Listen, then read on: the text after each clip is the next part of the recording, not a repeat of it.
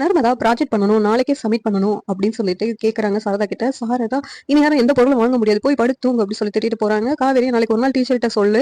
நம்ம நாளைன்னு பண்ணிடலாம் அப்படின்னு சொல்லிடுறாங்க. இத கேட்டுட்டு நர்மதா ரொம்ப வருத்தத்தோட வெளியில போய் உட்கார்ந்துட்டு இருக்காங்க. இந்த நேரத்துல விஜய் இதெல்லாம் கேட்டுட்டு என்ன என்ன ஸ்கூல்ல ப்ராஜெக்ட் பண்ணணுமா அப்படின்னு சொல்லிட்டு கேட்கறாங்க. அதுக்கான திங்ஸ் எல்லாம் சொல்லு நான் வாங்கி தரேன் அப்படின்னு சொல்லி சொல்றாங்க. ஆனா நர்மதா உங்க காதுல வாங்க மாட்டேங்காங்க. இந்த நேரத்துல டீச்சர் ரொம்ப ஸ்ட்ரிக்டானவங்க அடிப்பாங்க. நீ வந்து என்கிட்ட சொல்லு அப்படின்னு சொன்ன உடனே எல்லா திங்ஸையும் சொல்லிடுறாங்க நர்மதா. அத போயிட்டு விஜயும் கடையில போய் வாங்கிட்டு அந்த ப்ராஜெக்ட்லாம் விஜயே செய்றாங்க.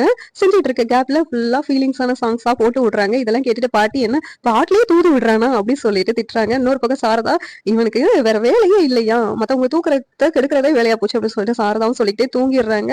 இதெல்லாம் எல்லாரும் தூங்குனத பார்த்துட்டு காவேரி உடனே வெளியில எந்திச்சு வர்றாங்க. வரும்போது விஜயும் கரெக்ட்டா வெளியில எந்திச்சு வராங்க. ஆனா விஜய் காவேரிய பார்க்கல. காவேரி இந்த இடத்துல கனவு உலகத்துக்கே போயிடுறாங்கன்னே சொல்லலாம். ஏன்னா காவேரி விஜய பார்த்துட்டு கட்டிப்பிடிச்சு முத்தம் குடுக்குறாங்க.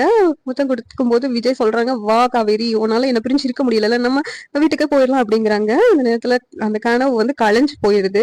ஒரு சவுண்ட் கேட்டு, உடனேவும் காவேரியும் வேகமா வீட்டுக்குள்ள கிளம்பி போறாங்க. இத வந்து விஜய் பார்த்துடுறாங்க. காவேரி நமக்காக வந்து நின்னுருக்கா அப்படின்னு சொல்லிட்டு. எதுக்கு இந்த காவேரி வந்து எப்ப பார்த்தாலும் கனவு உலகத்திலேயே வாழணும். பக்கத்துல தானே விஜய் இருக்காங்க. விஜய் கிட்டயே பேசலாமே. அவங்க அம்மா கிட்ட தைரியமா கூட சொல்லலாம். ஆனா ஏன் எல்லாத்தையும் மறைச்சு இருக்காங்க? எதுக்காக இப்படி பண்றாங்க? அப்படின்னு தெரியல. அவங்க வந்து வெளிப்படையாவே இருக்கலாம். அடுத்த வாரம் எபிசோடு எப்படி இருக்குன்னு சொல்லிட்டு அடுத்த வாரம் பார்க்கலாம்.